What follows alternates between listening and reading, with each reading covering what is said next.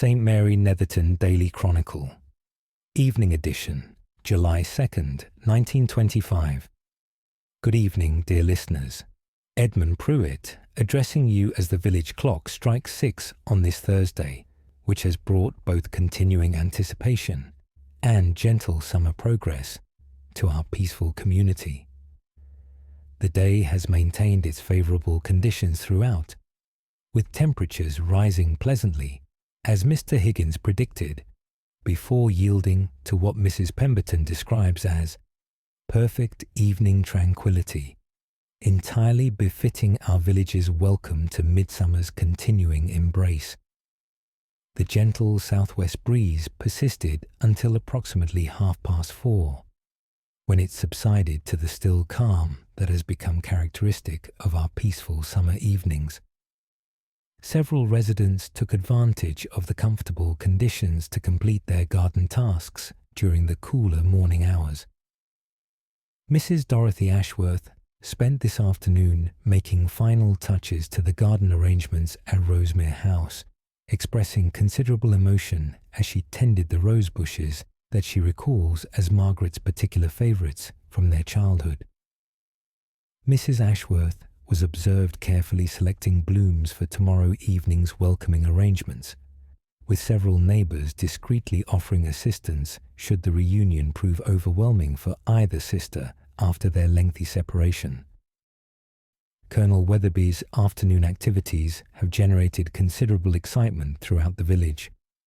Following this morning's correspondence from the Royal Ornithological Society, the gentleman was observed conducting what he described to Constable Porter as preliminary verification procedures at various locations around the village green.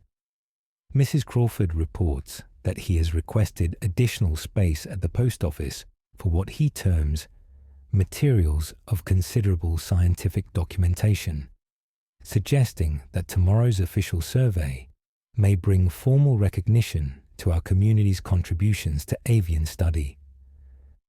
The tea room's chilled cucumber and watercress soup proved exceptionally popular throughout the day, with Mrs. Hartley reporting complete appreciation from residents seeking cooling refreshment during their Thursday activities. Watson was observed conducting his supervisory duties with characteristic professionalism, having positioned himself strategically to monitor both the cooling station and the increased patronage drawn by anticipation of tomorrow's distinguished arrivals. Mrs. Barnes's leghorn hen produced its customary afternoon egg, maintaining what Dr. Peterson now considers a documented pattern of Thursday enthusiasm that suggests the bird's awareness of approaching excitement.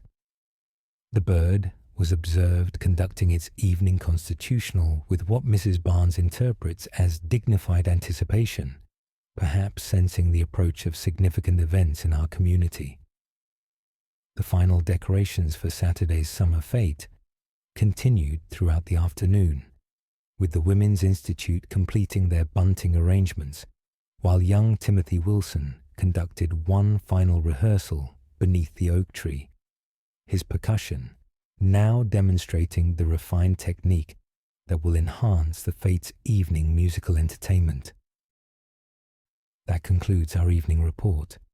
This is Edmund Pruitt bidding you good night from St. Mary Netherton, where Thursday draws to a close with the gentle satisfaction of preparations completed and the eager anticipation of tomorrow evening's reunions and Saturday's celebration that will honour both our treasured traditions and the thoughtful innovations that have enriched our peaceful village life.